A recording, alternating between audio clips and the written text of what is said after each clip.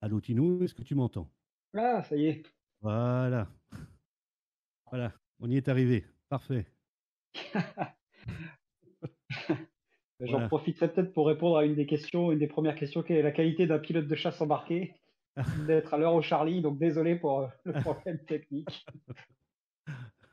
Voilà, désolé donc pour ce petit souci technique. Donc voilà, enfin on va pouvoir commencer. Alors donc, comme je disais au début, donc tu m'entends bien Tino, c'est bon? Ouais, impeccable. Ok. Donc, bienvenue à toutes et à tous. Et très heureux de vous accueillir pour ce nouveau rétexte de fin d'année. Donc comme vous l'avez entendu, ce soir c'est Tino qui est l'un des pilotes le plus expérimenté, le pilote de chasse le plus expérimenté de la Marine nationale, et qui nous fait le plaisir ce soir, malgré les vacances, d'être avec nous pour ce rétex légèrement en retard. Alors, Tino, comment tu vas? Ça va bien, et toi, ça va? Ah ouais, ça va, je te remercie. Allez, c'est Merci parti, on d'organiser. va... Oui, vas-y, je t'écoute. Allô, Tino? Ouais, je t'entends. Ok, allez, c'est parti. Première question, parce qu'on est un peu à la bourre. Donc, une question de Rafale 1900. Pourquoi Tino? Bon, c'est assez simple, c'est souvent le cas chez nous, c'est un jeu de mots sur le nom de famille. D'accord, ok. Pour la petite histoire, je suis passé par 9 surnoms avant de m'arrêter sur celui-là. Je ne vous ferai pas la liste complète, mais il y en a qui étaient un peu salés. Enfin bon, au final, c'est tombé là-dessus et c'est pas plus mal. Euh, je lis en même temps le live, donc vous m'entendrez D'accord, probablement réagir en étant pas comme ça. Voilà, donc pas de problème. c'est un jeu de mots sur le nom de famille, sachant que certains ont la chance, enfin la chance, c'est moins une chance, mais il leur arrive des bricoles et finalement, un peu à la mode américaine, on leur donne des surnoms sur les bourdes ou les aventures un peu caractéristiques qui leur arrivent. Mais c'est pas mon cas. Ok. Une question de Matisse. Pourquoi la marine plutôt que l'armée de l'air? Parce que je voulais faire du porte-avions en fait. Alors moi, ça va en faire peut-être rire quelques-uns, mais je suis de la génération Top Gun. Je l'ai vu au cinéma. Je l'ai vu 4 fois au cinéma et bon, ça a dû un petit peu basculer mon envie, mais ouais, en fait, au moment où j'ai fait, parce que j'ai fait les sélections EOPAN et OPN, et il se trouve que c'est l'armée de l'air qui m'a répondu en premier. Et en fait, j'ai insisté, j'ai attendu la réponse de la marine parce que je voulais absolument faire du porte-avions. Alors, du coup, quand la marine m'a répondu, bah, j'ai choisi la filière EOPAN. D'accord. Par contre, il faudrait que tu parles un peu plus proche de ton micro, Tino. Ah, pardon. Ouais. Une autre question de Alexis. Voyez-vous des différences notables de formation entre la vôtre et celle des nouveaux pilotes? Pas encore de façon flagrante. Tu m'entends bien là sur la réponse là? Ah ouais, ouais, là je t'entends. OK. Pas encore de façon flagrante. Disons qu'on s'adapte, même si ça fait 20 ans que le Rafale est là, on est obligé de s'adapter, petit à petit à la nouvelle méthode sur cet avion, puisqu'il y a c'est quand même une grosse révolution entre les avions comme le Super Étendard et le Rafale. Et donc on progresse petit à petit, on rajoute des briques, on en modifie certaines. Au final, ce qu'on aimerait garder, enfin ce sur quoi on insiste en tout cas dans la marine, c'est ce qu'on appelle l'airmanship ou encore les qualités d'aéronaute ou le sens de l'air plutôt. Et du coup, on a comme une très grosse base. Par ailleurs, comme tout chez nous est complètement conditionné par le porte-avions, et ben en fait, il y a des choses sur le porte-avions qui ne peuvent pas être révolutionnées comme ça. Et donc, dans notre méthode d'apprentissage, on garde quand même beaucoup de traditions. D'accord. Je vais prendre une question dans le chat qui est par rapport au tout début du questionnaire. C'est quel type d'études as-tu fait? J'ai fait des études scientifiques. Du coup, en attendant, alors je me suis essayé aux classes prépa sans succès. Parce que bah, c'était comme toujours, on dit il faut essayer la voie royale pour y arriver. Néanmoins, du coup, j'y suis pas arrivé. Et bah, je suis parti en fac pendant 6 mois. Et dès que je suis parti en fac, je me suis inscrit. J'ai débuté le parcours de présentation aux EOPN et au PAN. Et donc, c'est intervenu au bout de 6 mois. Et donc, j'ai quitté la fac pour aller faire mon cours, ma sélection, plus exactement. D'accord. Une question de Darkness Rise ou Rise. Quelle flottille as-tu fait? Et ben, j'ai fait les 3 flottilles. Alors, c'est assez récent parce que j'ai fait l'essentiel de mon parcours moi, sur Super Étendard. Et en fait, j'avais fait alternativement la 11 et la 17. Alors, quand même, une grosse majorité de 17 un peu par hasard et du coup, je ne suis allé à la douce qu'après mon passage sur Rafale. D'accord. Une question, attendez, je me remets dans le live, voilà. Une question de Alexis. Il a été spécifié dans l'annonce que vous avez été élevé au rang de grand-duc. Pourriez-vous nous parler un peu plus de ce rang, s'il vous plaît? Ouais, alors rang, c'est pas tellement un Ouais. rang, Non, c'est la façon de enfin, c'est le titre qu'on donne à celui qui a le plus grand nombre d'appontages de nuit, dans la marine nationale. Voilà. Le hibou est l'emblème des pilotes qui sont qualifiés de nuit à l'appontage et donc le grand hibou, c'est le grand-duc et donc c'est celui qui a le plus d'appontages de nuit. d'accord. Donc plus appontage de nuit, donc grand-duc. Ok. Alors, une question de Wivas. Quels sont les taux de réussite pour devenir pilote de chasse dans l'aéronaval? Bon, un peu Voilà, loin, c'est ça. dur à dire, Ouais, c'est un parcours qui est assez long et en fait chaque étape du parcours est une sélection, enfin est un filtre qui écrème au fur et à mesure, sachant que les filtres sont très fréquents au départ et sont de moins en moins fréquents pour qu'on progresse dans la sélection. Mais c'est un peu dur à dire, moi dans ma promo, on était 16 et il y a eu, 3 chasseurs qui sont arrivés au bout. Et évidemment, dans les 16, il n'y avait pas que 16 fanats chasseurs, hein, il y en avait, on va dire, un tiers de chaque, d'une certaine manière, peut-être une prépondérance pour les multimoteurs, mais on a été 3 sur 16 à arriver en chasse. d'accord. Une question de Louis DB. Quels sont les principaux traits recherchés dans les entretiens psy? Et au contraire, y a-t-il des traits psychologiques qui éliminent beaucoup les candidats? Ah oui, les traits qui limitent, c'est facile, hein, c'est le mythomane et le gars trop renfermé. Donc, faut ni être un bonnet, enfin un bonnet, non, c'est beaucoup dire, mais faut pas être renfermé et être mutique, si j'ose dire, ni non plus être commerçant ou commercial.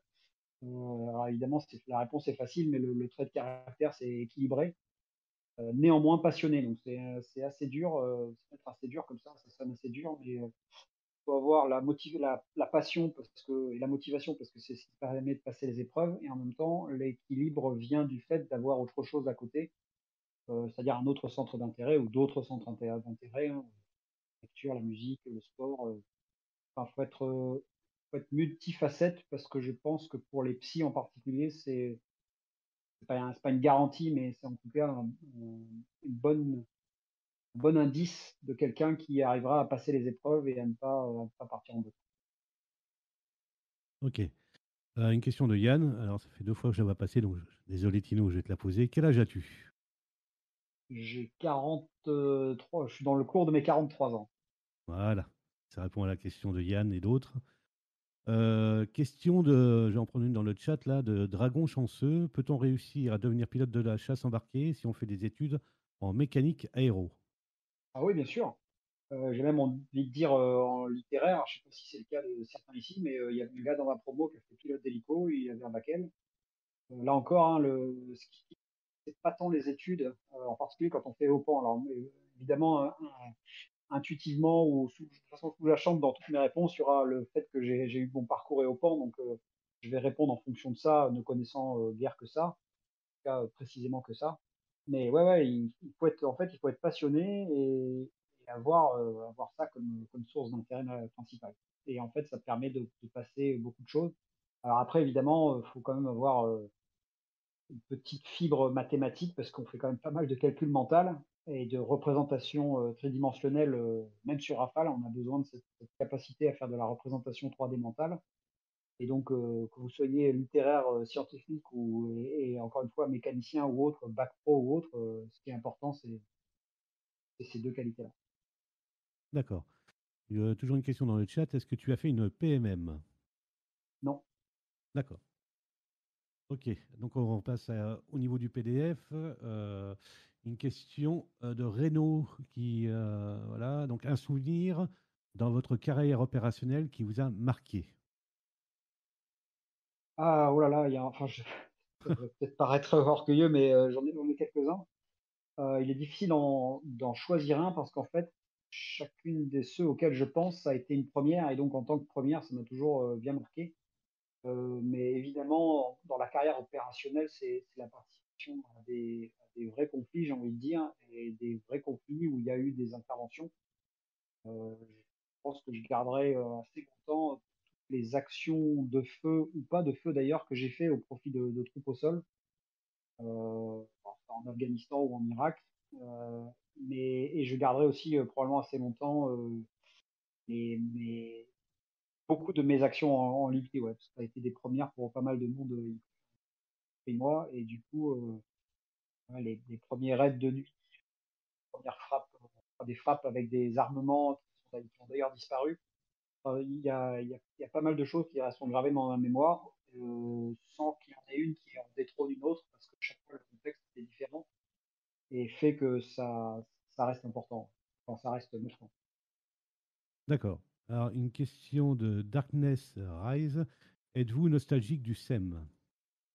Ah oui, alors j'en suis nostalgique parce que d'abord, j'en ai fait 12 ans, donc on peut pas faire 12 ans d'une machine vraiment sans avoir un petit attachement. Il y a même certains de mes camarades qui l'aimaient pas spécialement, mais maintenant qu'ils l'ont quitté, ils disent quand même qu'ils gardent une petite, part d'émotion, sur cet avion. Oui, j'y suis attaché parce que d'abord c'était encore un avion qui se pilotait, vraiment, qui était, assez exigeant en pilotage. Puis il était tellement de choses dessus que oui, je garde une bonne part d'émotion dessus. Ok. Est-ce que, bah, toujours avec Darkness Rise, après je reprendrai une question dans le chat. Avez-vous une anecdote de vol sur SEM? Voilà, voilà, typiquement, c'est le genre de truc, j'aurais du mal à en sélectionner une. Heu, je sais pas, là, je vais en choisir une un peu vraiment au Oui, pas hasard, de mais problème. Pas de problème. Alors, Dragon heu, chanceux, SEM, excuse-moi, Tino, c'est super étendard modernisé. ah oui, pardon, ouais. Et bien, une anecdote, j'étais en entraînement sous chef de patrouille, et je partais faire un tir d'entraînement sur un champ de tir au large de l'Inde, qui était une petite île caillouteuse.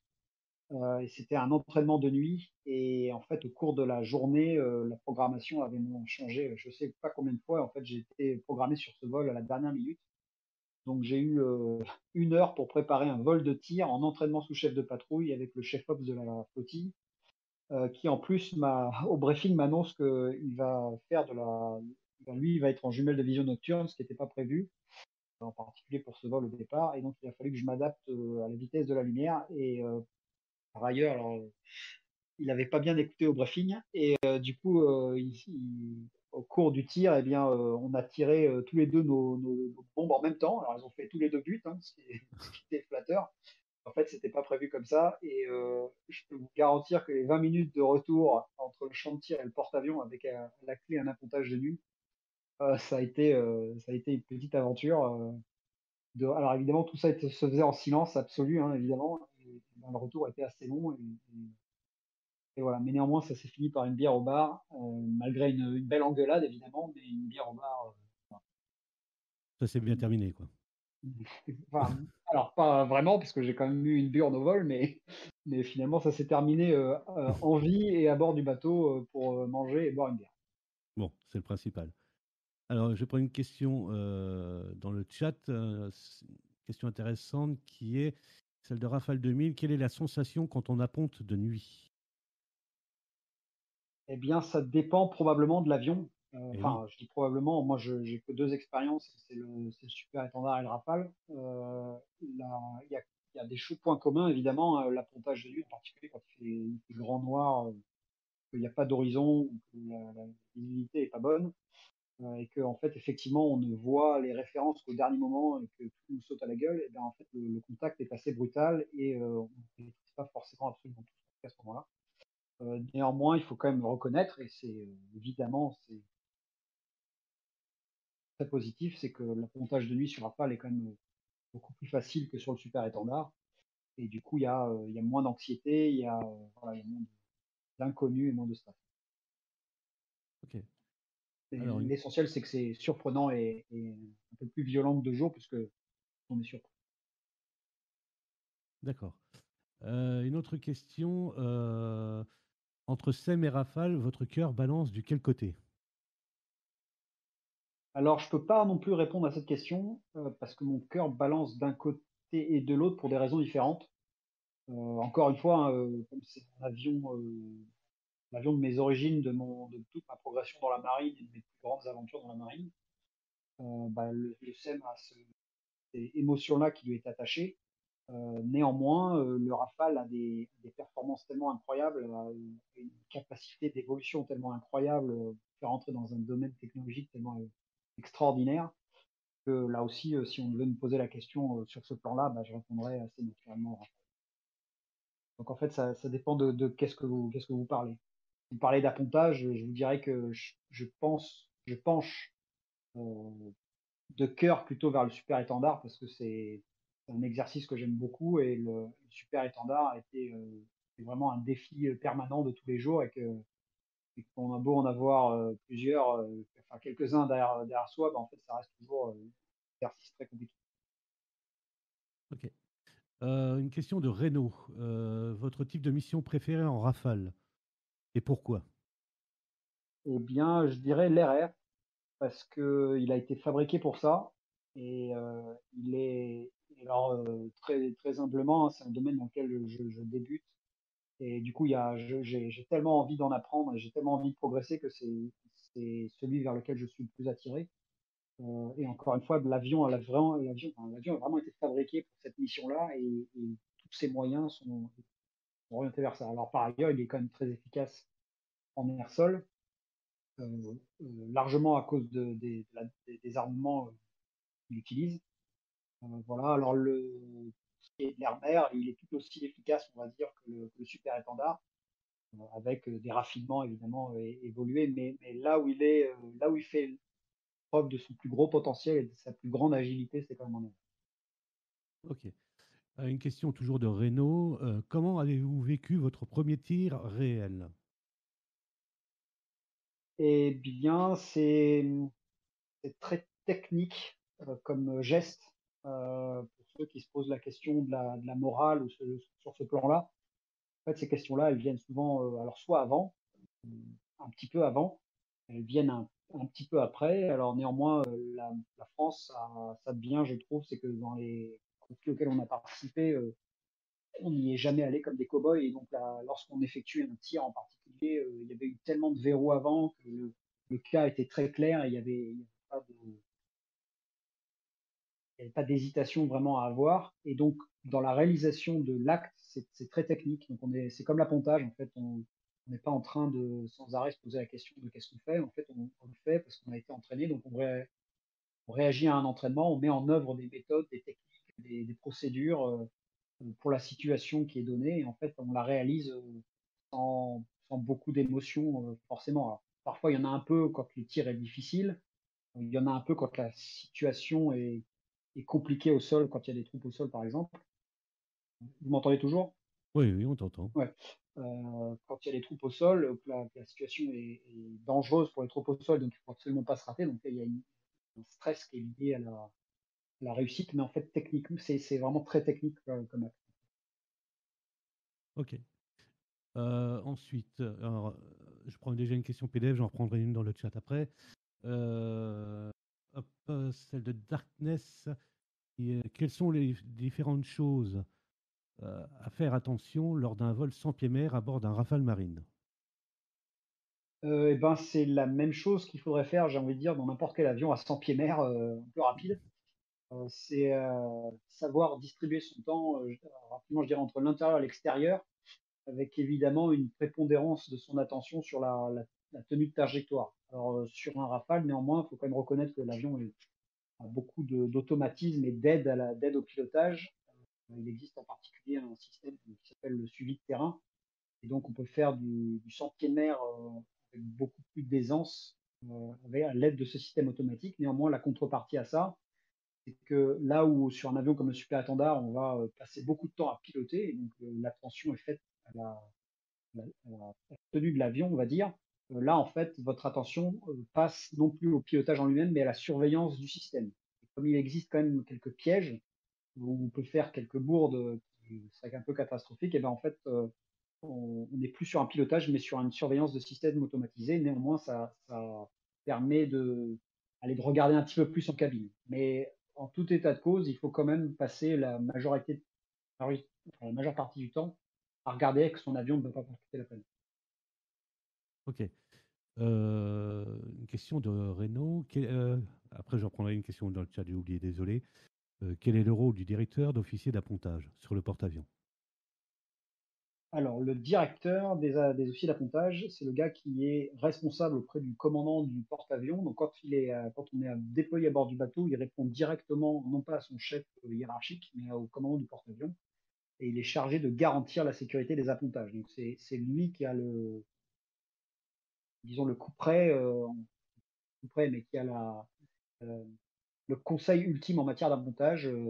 Est-ce que les circonstances sont bonnes? Est-ce que les pilotes, par exemple, sont dans les avions dans les bonnes conditions?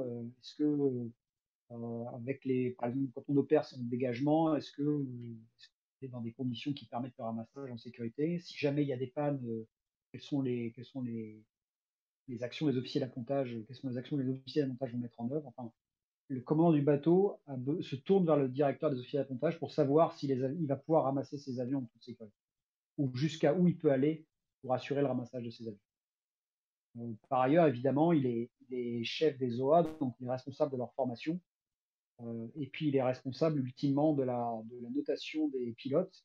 Et si jamais il y a des accidents de parcours dans le domaine, eh ben c'est lui qui donnera, euh, donnera son avis principal. D'accord. Alors, je prends une question dans le chat de Louis DB. Bon, on remonte un peu dans la formation, mais bon. Qu'est-ce qui élimine majoritairement les candidats en sélection et qu'est-ce qui distingue ceux qui obtiennent la chasse? Donc, en gros, qu'est-ce qui élimine majoritairement les candidats en sélection? Euh, Ce qui élimine les candidats en sélection, c'est l'absence de potentiel. Alors, c'est un petit peu vague peut-être comme réponse, mais globalement, on a l'impression que pour réussir, peut-être au départ, enfin en tout cas c'est mon impression à moi, on a l'impression qu'il faut être tout le temps au top et il faut être le meilleur. En fait, il ne faut pas être le meilleur, parce que qui dit le meilleur à un moment, dit souvent un creux aussi haut que le sommet, d'une certaine manière. En fait, la marine, et c'est le cas dans la chasse ou dans les autres filières, pour ce que je peux en connaître avec mes camarades qui ont fait les autres filières, en fait, on veut quelqu'un de constant, qui n'est pas de grand bas et ni forcément de grand haut, mais qui a un potentiel de progression. C'est-à-dire qu'on distingue chez lui le fait que s'il travaille, il y arrive. Et après, en revanche, formation ou l'école va se charger de voir si vous avez besoin d'énormément de travail et du coup, au bout d'un moment, ça va devenir trop compliqué pour vous, ou si avec un travail régulier et des efforts raisonnables ou raisonnés, je veux dire, eh bien, vous arriverez quand même à continuer votre progression. Donc, on a besoin de quelqu'un avec du potentiel qui soit régulier, enfin, régulier mais avec du potentiel de progression. Et donc pas d'accident, de mec qui soit un jour super bon, le lendemain super mauvais. Ça, c'est le genre de profil qui inquiète. Alors après, je vous rassure, on a tous des accidents, c'est-à-dire qu'on a une certaine constance, mais il y a des fois, voilà, il vous arrive une carafe, vous êtes ne serait-ce que malade. D'ailleurs, ne partez pas en vol malade, hein, c'est une grosse connerie. Euh, et donc ça sera pris comme un accident de parcours. Néanmoins, si ça se révèle être une tendance normale de votre caractère ou de votre progression, en fait, on va rapidement vous dire, écoute, vous êtes trop imprévisible et les gens imprévisibles, on ne peut pas les prendre. Voilà, ça Ok. répond probablement en partie à la question, mais Oui, ce qu'il faut, c'est être constant, travailleur et avoir un potentiel de progression. Alors, je ne sais pas comment vous le traduirez, mais voilà, toujours évoluer, quoi. c'est ça, c'est Ok. ça. Alors, une question de Alpine Flyer. Y a-t-il une formation spécifique à l'appontage de nuit? Oui, oui, effectivement. En fait, ça prend la forme de ce qu'on appelle des appontages simulés sur piste, c'est-à-dire des séquences qui sont dédiées à l'apprentissage de l'appontage et au cours desquelles on va faire des approches comme à bord du porte-avions. On a plusieurs séances, hein. Alors pour la qualif en elle-même, il faut une dizaine de séances à peu près, où on s'entraîne. Alors c'est des séances où on fait au moins 6 passes d'appontage simulé. Et au fur et à mesure, eh bien, on affine son pilotage pour arriver à montrer qu'on maîtrise l'exercice. Dans ces appontages simulés, la seule chose qui nous intéresse, c'est la précision de pilotage de la trajectoire. Et donc, il n'y a pas d'accrochage de brin à l'issue, hein. L'avion fait soit une remise des gaz, soit un touch and go. Mais les officiers d'appontage sont capables de juger si la trajectoire était dans les clous pour satisfaire à la présentation à la qualité. Ok.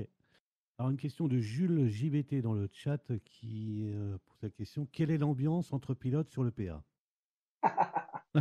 C'est bon. Bah, l'ambiance entre pilotes a pas raison de changer. Le PA, c'est quand même enfin, moi, j'ai adoré, évidemment, vous en doutez. Et c'est un endroit où, en fait, on est en famille et on est en famille pendant 6 mois, quoi. Alors, évidemment, on a quelques escales, mais en fait, on vit avec ses frères en permanence. Alors, ça veut dire que de temps en temps, on s'engueule, hein, tout n'est pas rose, mais en fait, vous allez entre les vols et la partie plus détente qui se passe au bar ou pendant qu'on appelle les jours de relâche ou no fly day en anglais, où il n'y a pas d'activité aérienne. Et ben, en fait, vous faites du sport, vous intercalez ça avec du sport, des jeux de société éventuellement, certains jeux de cartes sont pas mal prisés. Il y a un groupe de musique, il y a même deux groupes de musique à bord du bateau, donc si vous jouez un instrument, vous pouvez très bien participer là-dessus. Donc en fait, globalement, alors entre les pilotes et évidemment entre le reste des membres de l'équipage, l'ambiance est généralement bonne. Je vous cache pas qu'il y a quand même eu creux à un moment parce que les autorités ont serré la vis sur les activités au bar. Donc le bar du bateau, enfin les carrés de manière générale, qui sont les lieux naturels de socialisation et de détente, bah, sont devenus un peu secs et du coup, bah, c'était moins sympa. Alors, c'est alcoolique un peu de dire ça, mais globalement, on est quand même d'une culture où on se retrouve facilement autour d'un verre et on s'échange évidemment nos histoires de guerre ou alors on apprend à connaître les gens qui travaillent à la chaufferie ou à l'armurerie ou à la passerelle, etc. On les apprend plutôt autour d'une bière qu'autour d'autre chose. Puis on se croise pour la bouffe. Donc je divague un peu, mais bon, l'ambiance généralement est assez bonne. Et parce que on est dans un environnement clos, dans une espèce de cocon. Et voilà, on est avec ses frères. Ok. Donc, Jules qui répond: vive la Bretagne et la bière. Ensuite, Ouais. une question. Alors, attends, je regarde mon PDF, désolé. Alors, vu votre très haut niveau d'appontage, est-ce que vous avez. Alors, c'est une question de. Pardon, j'ai oublié. Sinon, je vais me faire disputer. C'est une question de Renault. Alors, vu votre très haut niveau d'appontage, un appontage qui est. Est-ce que vous avez un appontage qui a été assez compliqué? En SEM ou en rafale, bien évidemment. Ouais, oui, ça m'est arrivé plusieurs fois. Et en rafale, un peu moins. En super étendard, j'avoue que il y en a un qui a été quand même assez compliqué. C'est mon dernier appontage de nuit sur super étendard. Il y avait ce jour-là pas mal de mouvements de plateforme, hein. On a eu jusqu'à 1 degré de tangage, et 1 degré de tangage, c'est colossal, hein. C'est 2,20 m d'écart à l'arrondi, enfin, de marge en moins à l'arrondi. Et par ailleurs, l'asservissement du miroir était un petit peu capricieux. Et du coup, alors, le miroir d'appontage, je ne sais pas si ça parle à tout le monde, mais c'est un élément lumineux qui est sur le côté du bateau, enfin, sur le côté bâbord du bateau, et qui donne la pente précise à suivre pour toucher au bon endroit. Donc tout le travail du pilote, c'est de maintenir euh, ce jeu de lumière, enfin ce signal lumineux au bon endroit pour taper à peu près au bon endroit. Et donc ce jour-là, il y avait des mouvements de plateforme et l'instrument, lui, est censé regarder les mouvements par un automatisme, enfin des systèmes qui servi. Et en fait, il était capricieux depuis quelques temps. Et ce soir-là, en fait, le miroir faisait pas mal de sauts. En fait, je savais pas exactement où j'étais, donc c'était très difficile à piloter. Et bah, heureusement, les officiers d'appontage sont là aussi pour ça. Ah ouais, alors merci pour la photo, Angel. Ah, Les officiers d'appontage étaient donc là et évidemment, ils guidaient un petit peu la voie en m'aidant à avoir la bonne tendance. Et du coup, j'ai pu apponter à peu près sereinement, on va dire, hein, parce que chaque appontage, c'est intéressant.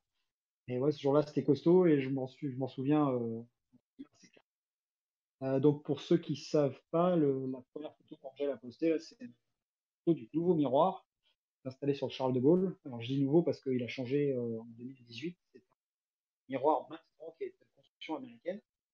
C'est absolument le même qui est sur les porte-avions américains. Le miroir, en revanche, qui est en diagramme là en dessous, c'est plutôt le miroir français.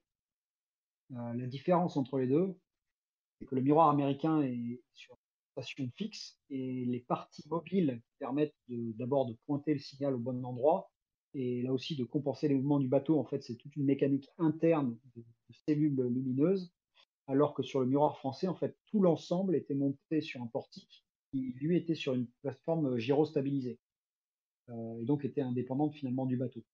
Alors, on pourrait discuter très longuement, ça me passionne des qualités, enfin des avantages et des inconvénients des uns et des autres.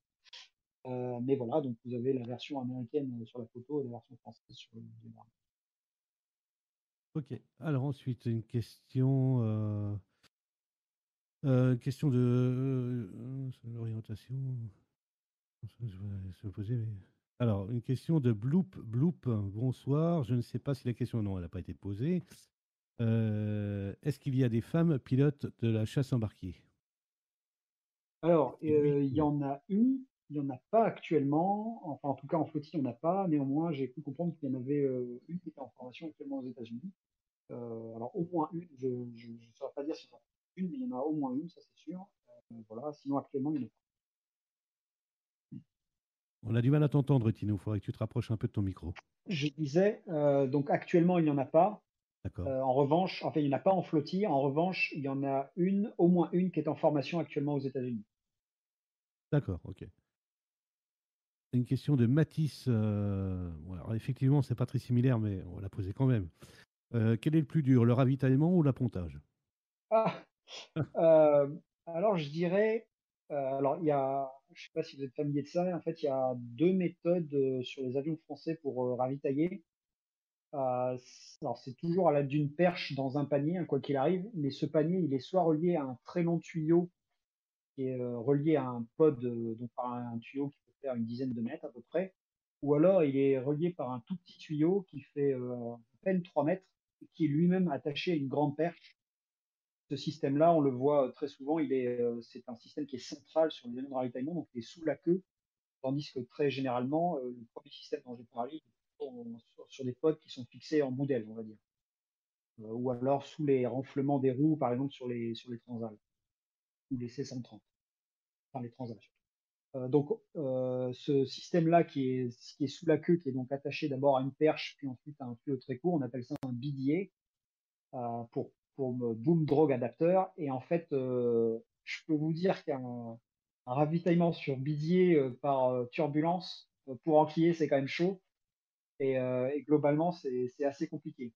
Par ailleurs, par rapport à un appontage qui dure, allez, on va dire, une minute, avec une très grande difficulté pendant 20 secondes, ben, un pilier, il faut parfois rester 2 minutes dedans et quand il y a des turbulences, la plupart d'ailleurs des accidents de ravitaillement sont plutôt sur pilier parce que c'est assez acrobatique comme truc. Alors ça, peut-être que ça épouse un tout petit peu plus les turbulences quand on est dedans. Néanmoins, si ce jour-là, vous avez un pilote qui est un petit peu pas dans son assiette et un opérateur de perche qui n'est pas dans son assiette, parce que la perche, elle est également pilotée, par un opérateur qui est couché sous le ventre de l'avion et qui regarde le ravitailler par une petite glace là. D'ailleurs, c'est pour ça que vous voyez souvent des ailettes sur la perche. Enfin, il y a des ailettes sur la perche parce que ce sont des ailes qui permettent d'orienter la perche et aider en fait euh, l'ensemble à être synchro. Il se trouve que vous avez un opérateur de perche et un pilote qui ne sont pas synchro, en fait, l'exercice devient très, très casse-gueule et ça peut mal finir. Donc ça dépend. En revanche, je peux être catégorique, je préfère un appontage de nuit sur Rafale qu'un bitier de nuit par turbulence. C'est sûr. Alors, une autre question. Ta mission la plus longue, en SEM ou en rafale? En Alors ma spécialité. mission la plus... Bah, en fait c'est pareil. J'ai fait 6 heures, pareil, 6h20 en SEM et j'ai fait 6h30 en Rafale. Sachant que de façon anecdotique, le super étendard était limité à 6 heures de vol à cause de sa consommation d'huile. Alors évidemment, ces 6 heures de vol, c'était une règle enfin, d'utilisateur, on va dire, c'était pas une règle mécanique. Elle était basée sur la consommation maximum d'huile du moteur et donc on pouvait quand même aller au-delà sans s'exploser. Mais oui, c'était au cours d'une mission en Afghanistan et en fait, il y avait une série de retasking, c'est-à-dire il s'est passé des trucs en l'air et en fait notre plan de vol a été modifié plusieurs fois et du coup on a overshooté le temps de vol prévu et on est rentré sur le porte-avions au bout de après 6 heures de vol. Ok, Voilà, et donc en rafale j'ai fait 6 heures et demie. d'accord, ok. Alors, je vais essayer de prendre, on va voir s'il y en a qui ont du courage. Est-ce que quelqu'un veut poser une question en vocal? Parce qu'on arrive bientôt vers la fin, donc... Alors, Greg. Alors, Greg, où il est, Greg? Il est au tout début, à mon avis. Voilà, Greg, je vais te démute. Alors, Bonjour. bonsoir, Greg. Bonsoir. J'avais une question qu'un camarade avait posée avant dans le salon. C'est qu'est-ce que vous pensez des simulations en jeu, par exemple, enfin, des jeux ou des simulations, par exemple DCS ou etc. Alors, je vais pas pouvoir te répondre de façon très précise, donc je te donnerai un avis qui n'est pas forcément très éclairé. Alors, enfin, pour une raison simple, c'est que je n'ai pas suivi les simulateurs de vol, j'ai un peu lâché l'affaire. Ce que je peux dire, c'est que la dernière fois que j'en ai fait, donc ça remonte à un petit bail, j'y ai vu un très gros avantage, c'est que, et je pense que ça n'a pas changé, c'est qu'ils sont généralement très bien faits, c'est-à-dire qu'ils sont très fidèles en cockpit, ils sont très fidèles en commande, ils sont très fidèles en capacité. Et du coup, je trouve personnellement, c'est comme très très bien pour s'initier à la difficulté d'un cockpit et à la difficulté de pouvoir utiliser différents systèmes à des moments particuliers, bien choisis. Donc, alors, je sais, donc encore une fois, hein, je sais pas quel jeu je sais, qu'est-ce qu'il y a derrière ce jeu dont tu parles. Mais tu vois, par exemple, Flight Simulator ou un jeu de, je pense que c'était F-18, ça s'appelle le dernier auquel j'ai joué. Euh, Au-delà de la réalité, du réalisme de visuel ou du réalisme de pilotage, généralement il y a une très grande fidélité qui a été mise dans les cockpits.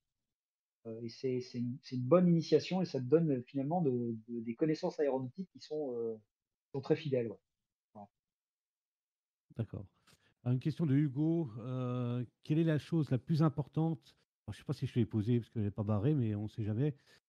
Quelle est la chose la plus importante à faire lors d'un appontage de nuit? Eh ben, c'est la même chose que pour un appontage de jour. La litanie américaine, c'est euh, mid-ball, line-up, angle of attack. Donc en gros, globalement, la boule, l'axe et la vitesse. Alors l'avantage sur Rafale, c'est que la vitesse est généralement automatique. Donc ça marche plutôt pas mal, sauf en air turbulent. Enfin, quand les conditions sont un peu dynamiques, on va dire. Mais donc en fait, il y a trois paramètres pour l'appontage, que ce soit de jour ou de nuit. Et en fait, il faut rapidement scanner les trois à la suite. Donc on ne peut pas le faire en même temps, évidemment, mais il faut garder une attention et une concentration à 200% pendant une minute, enfin 30 secondes, une minute, et scanner ces trois éléments sans en perdre un. Et à chaque fois qu'on distingue une déviation de l'un ou de l'autre dans un sens ou dans un autre, il faut agir le plus tôt possible et le plus mesurément possible. La difficulté pour ce qui est de la nuit, c'est qu'évidemment, on n'a parfois pas d'horizon. Alors ça arrive de jour, hein, vous me direz, mais euh, on est vraiment en train d'interpréter des lumières. En particulier, l'élément qui est le plus dur pour l'appontage, que ce soit de jour ou de nuit, c'est l'alignement, puisqu'il n'y a aucun instrument pour aider le pilote. Pour ce qui est de la pente, par exemple, il y a le miroir ou certaines symbologies dans le HUD, je ne rentrerai pas dans les détails, si vous voulez un peu plus tard, mais donc il y a pour la pente et pour la vitesse, il y a des aides pour le pilote, soit sous la forme d'instruments, soit sous la forme d'automatisme. En revanche, pour l'alignement, c'est uniquement le jugement du pilote place l'avion sur le bon axe. Et donc c'est le plus dur. Et de nuit, il y a évidemment beaucoup moins d'inférences avec tout ce que l'ambiance nocturne provoque comme illusion ou comme mauvaise sensation. Donc c'est un exercice de concentration très important. Ok. Alors, une très bonne question de Jules JBT. Le sel marin sur les avions est-il un problème? Oui, ouais, oui, ça l'est. Je dirais même pas que le sel marin, mais carrément l'eau de mer, hein. Je sais pas si tu as entendu parler de ça, mais il y a eu un cas malheureux de noyade d'un avion qui était garé à l'avant du pont et qui s'est pris une vague. Donc, le cockpit a été rincé complet, donc ils ont dû démonter l'avion entièrement, enfin, entièrement, mais ils ont dû démonter le poste de pilotage entièrement, le rincer et le sécher pendant des mois et des mois pour essayer de le récupérer. Ce qui a été fait, donc là, une belle performance de mécanicien, mais oui, le sel marin est un problème. euh, est un problème évidemment pour tout ce qui est métallique, même si sur le Rafale, évidemment, on a fait quand même beaucoup appel au composite, il reste quand même quelques sections métalliques. Puis tout ce qui est électronique, ça n'aime pas, tout ce qui est, ne serait-ce que, il y a quand même beaucoup d'orifices aérodynamiques sur un avion, sur des sondes, sur des différents endroits. Et en fait, le sel passe partout, en particulier quand il est vaporisé, on va dire. Donc c'est ouais, c'est un problème. Et même d'ailleurs, pour reparler d'appontage, c'est parfois un gros problème quand on fait un vol, quand on a passé 20 minutes ou une demi-heure à Saint-Pénère, ben, on se fait parfois des embruns et on a le pare-brise qui est plein de sel. Et donc quand on revient, eh ben, parfois c'est un peu dur de voir le pont. Alors d'ailleurs, sur les avions marins, pour ça, on lave-glace, c'est uniquement un jet projeté sur la vitre. Mais la plupart du temps, malheureusement, c'est pire que si on faisait rien, puisque le lave-glace, enfin, l'eau étale le sel un peu partout. En fait, on rend sa vitre, son pare-brise encore plus opaque que ce qu'il n'était avant. Donc oui, le sel est un problème. D'accord. Alors, je vais prendre une autre question. Si vous n'aviez pas eu, enfin, si tu n'avais pas fait la chasse, vous auriez préféré l'hélico ou la Patmar? J'aurais préféré l'hélico, euh, parce que j'ai une vraie curiosité pour l'hélicoptère. Enfin, je dis vrai, là actuellement encore, je me dis j'aimerais bien tâter l'hélicoptère parce que c'est une machine tellement mystérieuse et qui a en plus des capacités tellement extraordinaires. Par ailleurs, pour ce qui est du métier en lui-même, alors évidemment, je suis influencé par mes amis qui ont fait cette filière-là, et ils ont des histoires absolument extraordinaires de missions en mer, de faire corps avec un équipage, avec un équipage de bateaux, j'entends, hein, et donc ça relie, les hélicoptéristes sont probablement les pilotes de la marine qui sont le plus reliés au milieu marin, on va dire, puisque partent rapidement en détachement d'un équipage, d'un hélicoptère sur une frégate, par exemple, et ils vont faire des missions aussi diverses que de l'anti-piraterie, du sauvetage en mer, de l'évacuation sanitaire, de la chasse aux sous-marins, du report de forces navales, du guidage de stock, des postes de commando. Enfin, la panoplie de missions en hélicoptère est tellement incroyable qu'on n'aurait pas fini d'en parler. Et j'ai des amis qui ont participé à des missions absolument extraordinaires. Et évidemment, la une des médias. Alors, au-delà du glamour et de la notoriété, on va dire, vraiment, ces mecs-là ont mené eux aussi, j'ai envie de dire, parce que c'est pas non plus que je dénigre trop ma filière, mais évidemment, j'en parle avec de la passion parce que c'est quelque chose que j'ai pas fait. Mais ils ont mené jusqu'au bout leur métier de pilote embarqué de façon extraordinaire. Et en plus, dans des mers aussi diverses que alors, la Méditerranée, ça paraît évident, mais euh, si vous allez sur hélicoptère, l'opportunité vous est donnée d'aller par exemple être basé à La Réunion et d'aller faire des missions en Antarctique, dans les mers antarctiques, ou alors aller jusqu'en Asie. Enfin, la panoplie là aussi est tellement large dans le golfe du Mexique, des trucs comme ça. Enfin, je pense que j'aurais probablement trouvé aussi mon bonheur en hélicoptère.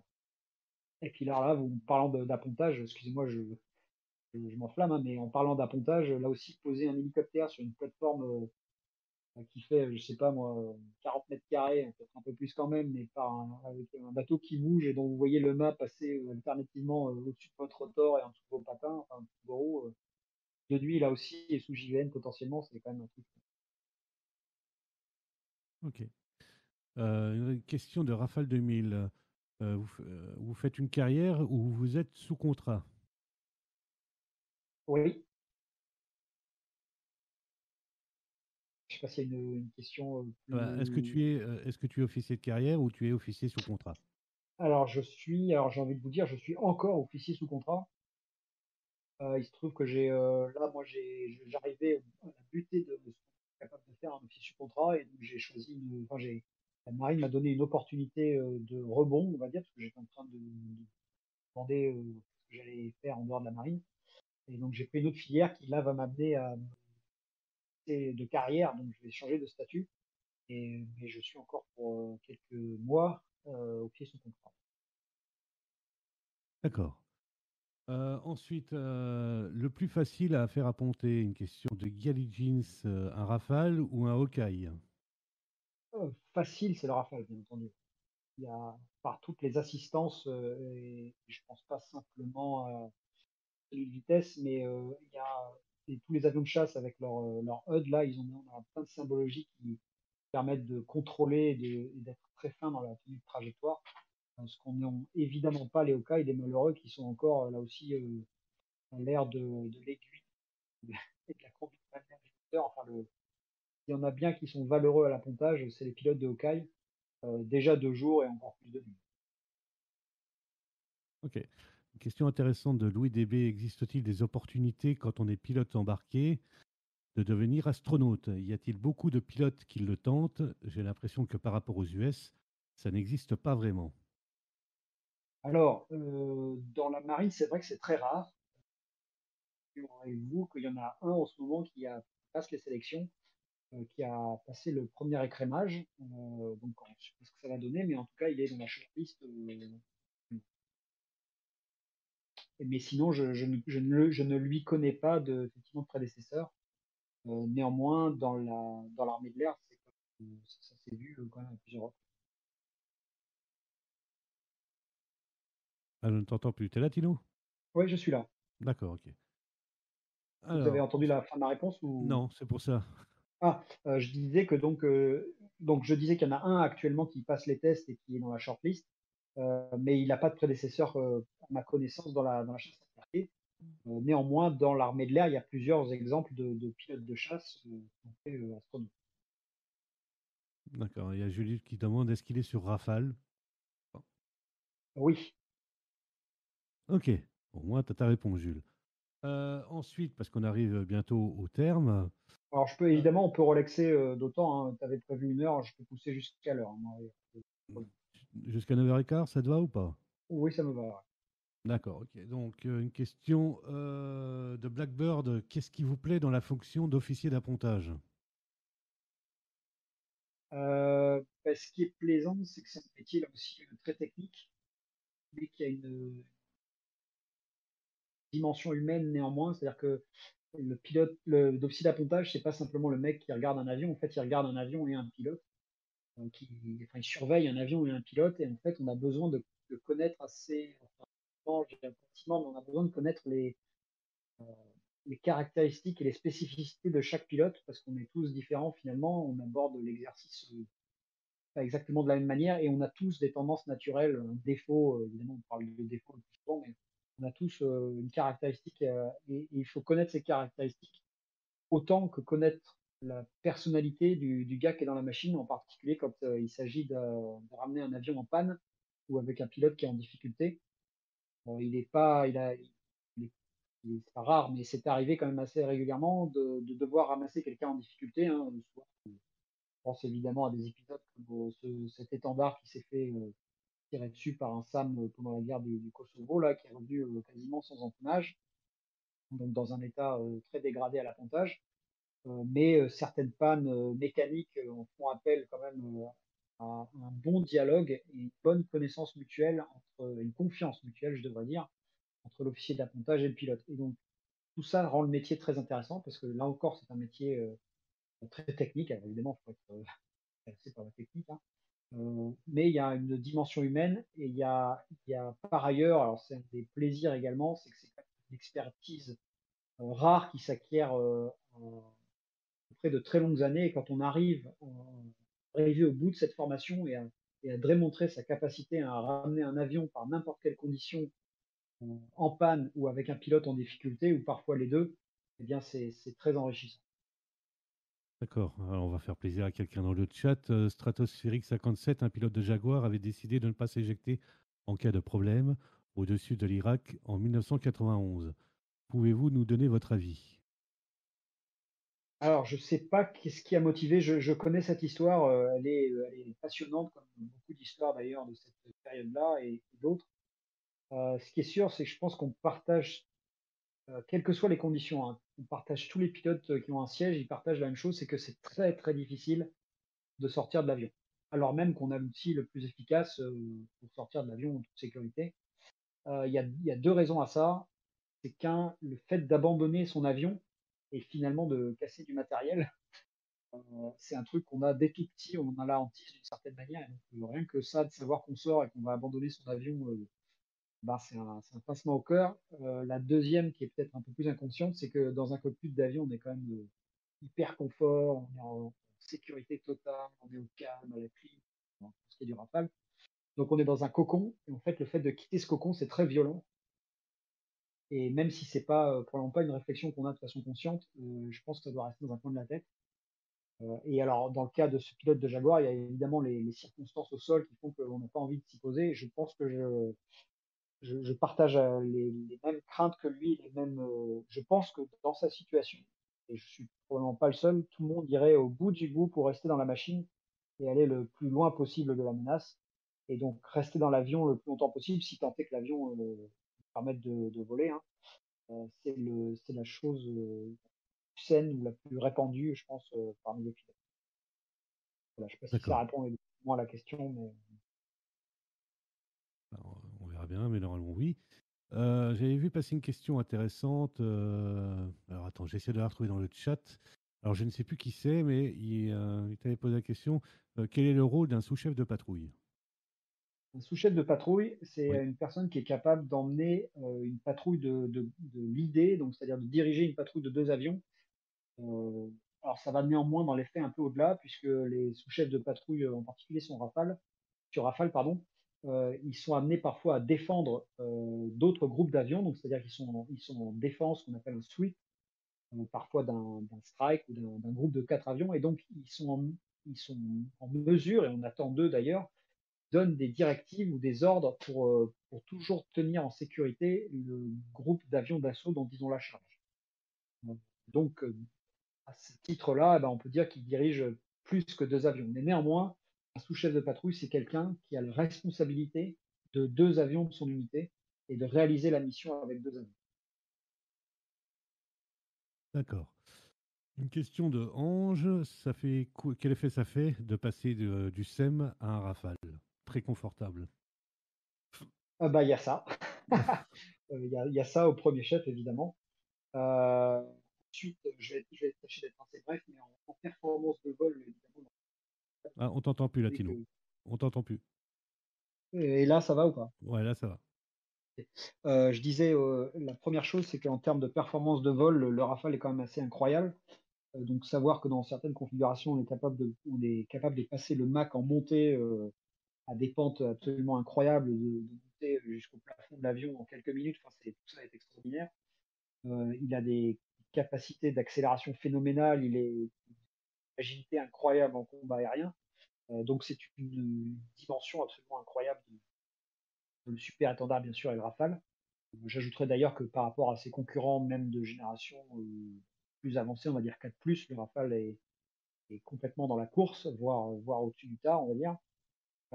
Ensuite, c'est l'autre saut, c'est un saut de méthode ou un saut d'environnement. C'est-à-dire que le super étendard, c'est évidemment un avion d'ancienne génération, dans le sens où c'est évidemment que des aiguilles. Alors même s'il y a un HUD, il y a quand même beaucoup d'aiguilles.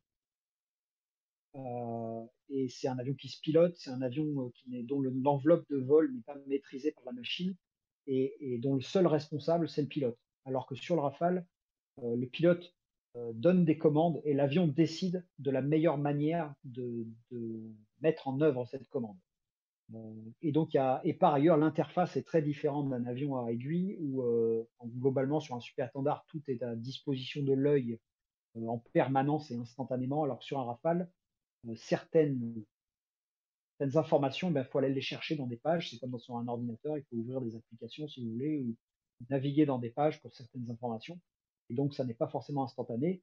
En revanche, évidemment, en contrepartie, il y a des informations tactiques qui, elles, sont présentes et de multiples endroits et qui sont doublées, triplées, voire alors avec des couleurs, avec des symbologies, etc. Donc tout est orienté vers la réalisation de la mission de façon beaucoup plus intense que sur un avion classique où la conduite de la machine est encore très présente. Voilà, j'espère D'ac- que ça répond à la question. D'accord. Une question, alors je ne sais plus de qui, dans le PDF, qui demandait si tu avais déjà fait des meetings. Ah oui, j'adore. Enfin, en fan de meeting, ouais. Ouais, j'en ai fait beaucoup. D'accord, et il demande Euh, lesquels.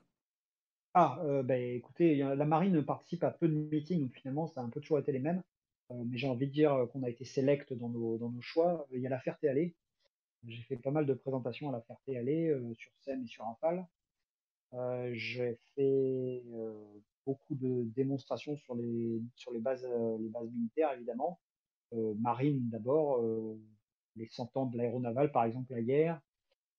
J'étais responsable de dispositifs marine. J'étais mon Ferté pareil, j'étais responsable de dispositifs marine plusieurs fois. Et d'autres petits meetings, mais je suis par ailleurs je suis pilote dans le civil aussi, pilote privé, et du coup, il m'est arrivé de participer à des meetings également en pilote privé. D'accord.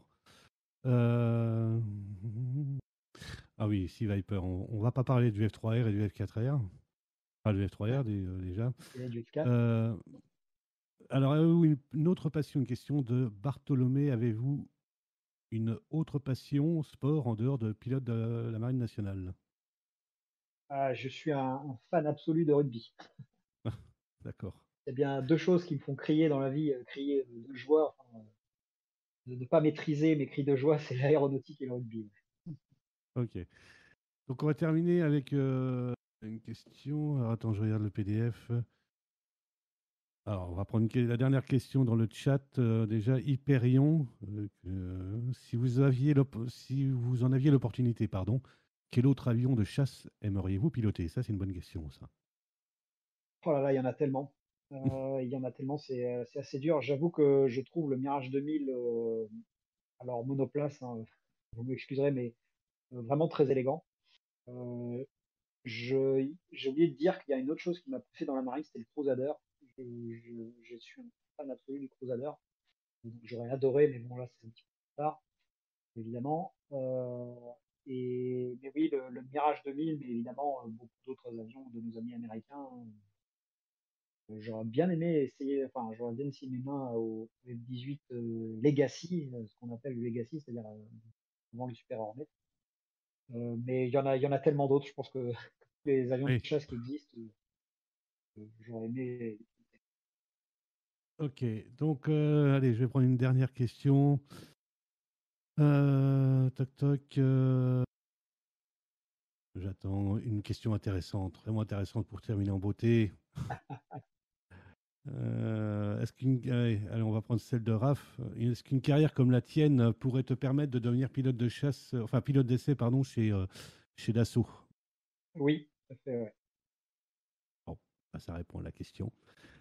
Donc voilà, messieurs, dames, nous sommes arrivés à l'heure du Attends, rétec. j'en profite, excuse-moi, Vas-y, parce je t'en que prie, vas-y, vas-y. je réponds à Dragon Chanceux sur le dogfight. Ah, pardon, Je lui pas conseille vu. de lire le livre de Ramon Josa. Ah oui, Alors, Ramon Josa a raconté son histoire. Ramon Josa, c'est un pilote qui est célèbre chez nous, qui a une carrière absolument extraordinaire. Donc, je vous engage tous à lire son livre, ses mémoires d'une certaine manière.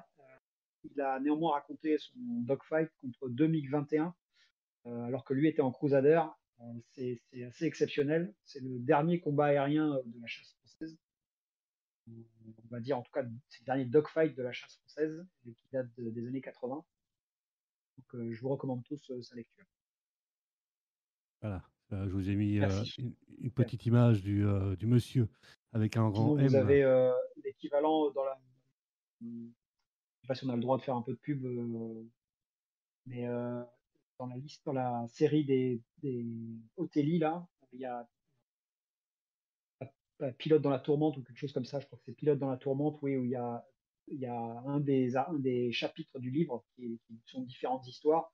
Eh bien, c'est Ramon Josa qui raconte en détail son combat de façon un tout petit peu plus détaillée que ce qu'il a fait dans ses mémoires, là, mais c'est extraordinaire. Ok. Est-ce que c'est bon pour toi, Tino?